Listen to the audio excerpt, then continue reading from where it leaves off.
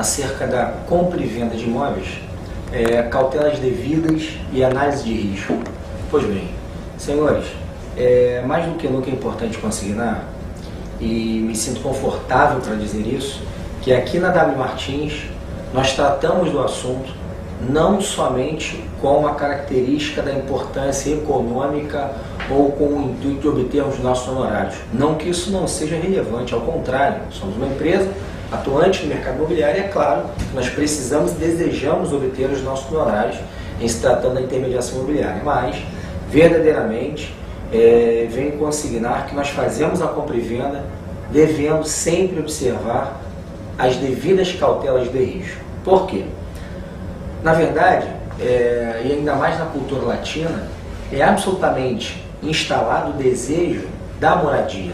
Quem casa quer casa, as pessoas fomos criados, fomos quase que concebidos com o intuito de crescermos, nos formarmos, trabalharmos, sempre com o intuito de ter acesso à moradia, né?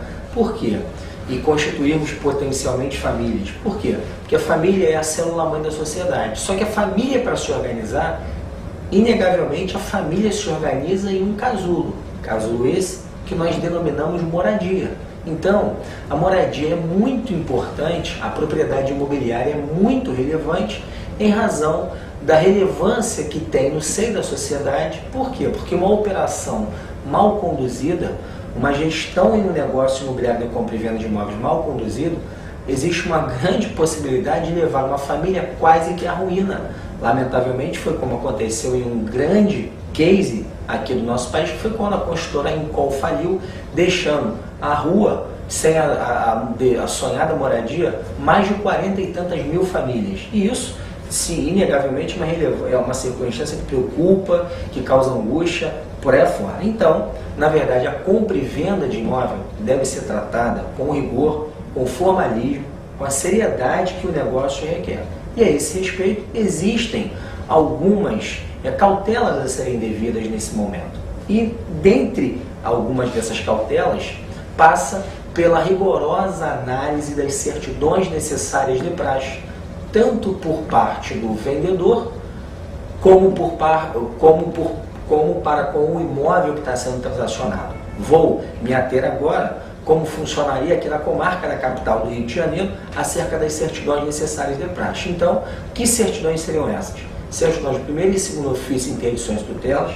Essas certidões têm por objetivo consignar, ou melhor, clarear que de fato as pessoas que estão contratando a venda do imóvel têm capacidade jurídica para contratar. Se, por exemplo, estivermos comprando o imóvel de uma pessoa jurídica, é imprescindível saber se essa empresa não está em um processo de concordato, de falência, e isso, então, apareceria nas certidões do primeiro e segundo ofícios de interdições e tutelas.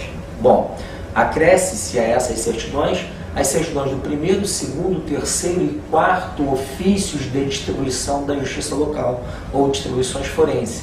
Esses cartórios, esses distribuidores, melhor dizendo, eles fazem, com licença da palavra, uma varredura em todos os feitos ajuizados na comarca da capital do Rio de Janeiro. Então, ao invés de termos o que seria inimaginável ou quase que impossível de se conceber, ao invés de termos que ir a cada foro regional tirar uma certidão de distribuidor sobre o nome de determinada pessoa, basta nós varrermos as certidões do primeiro, segundo, terceiro e quarto feitos distribuídos na esfera civil, que aí nós teríamos efetivamente um retrato, a fotografia, se assim pudéssemos comparar, de se pesam ou não ações contra o nome do vendedor.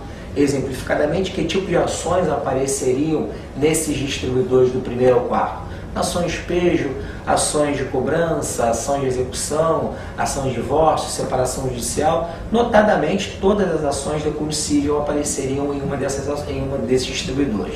Demais disso, outra certidão imprescindível é a certidão do nono distribuidor.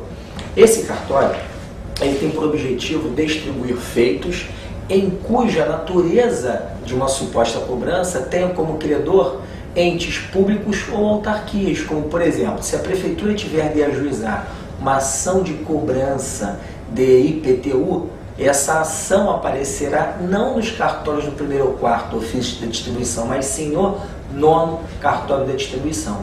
Então, pessoal, repita-se, Bom, certidões de primeiro e segundo ofício de interdições e tutelas, certidões de primeiro, segundo, terceiro e quarto distribuidores cíveis, mais a certidão do nono distribuidor. Além dessas, é imprescindível exigir a certidão da Justiça Federal, que tem por objetivo identificar se tem alguma ação pesando contra o nome do vendedor, mas ação essa em cujo foro competente não é a Justiça do Estadual, e sim a Justiça Federal. Exemplificadamente, executivos fiscais, dívidas perante o INSS, dívidas perante a Receita Federal. Uma ação como essa, a Procuradoria dessas entidades, desses órgãos públicos, não ajuizaria a ação de cobrança ou que seja a execução em sede da Justiça Estadual, e sim na Justiça Federal. Portanto, assiste razão à exigência imprescindível da certidão da Justiça Federal. Pois bem, se o vendedor for pessoa jurídica, além dessas certidões que até então declinamos,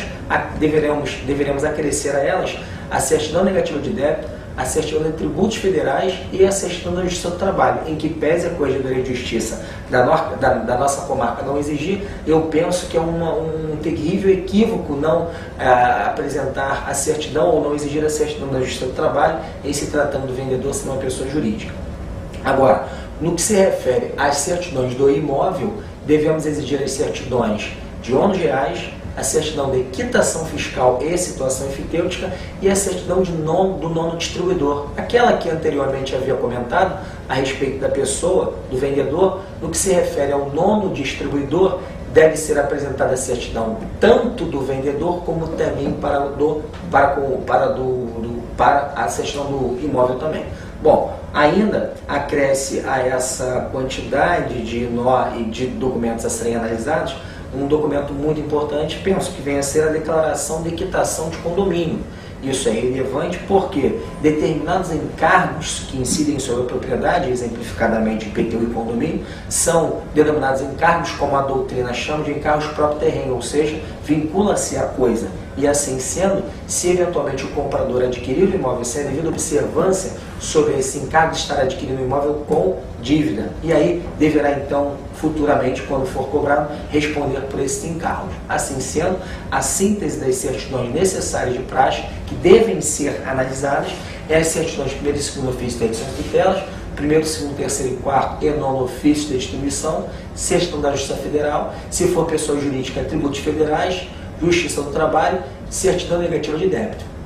E, além disso, as certidões do imóvel, quitação fiscal em situação enfitêutica, nono distribuidor, ônus reais e declaração de quitação de condomínio. Agora, tudo isso tem por objetivo analisarmos e vermos se estamos diante ou não de uma fraude. O grande risco da aquisição sem a devida cautela de risco é justamente verificarmos se estamos ou não diante de uma fraude à execução. As certidões prestam-se para isso, para analisar esse aspecto. Bom, fraude à execução está regulamentada nos termos do artigo 593 do Código de Processo Civil, e aí restará comprovado que estamos diante de uma fraude categoricamente em dois momentos. O primeiro momento é se, ao tempo da venda, já pesar sobre o imóvel uma ação fundada em direito real, por exemplo, uma penhora.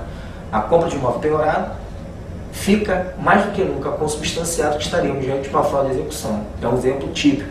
Ou então, segundo o artigo 593 do inciso 2º, se ao tempo da venda pesar sobre o vendedor a ação capaz de reduzi-lo ao estado de insolvência.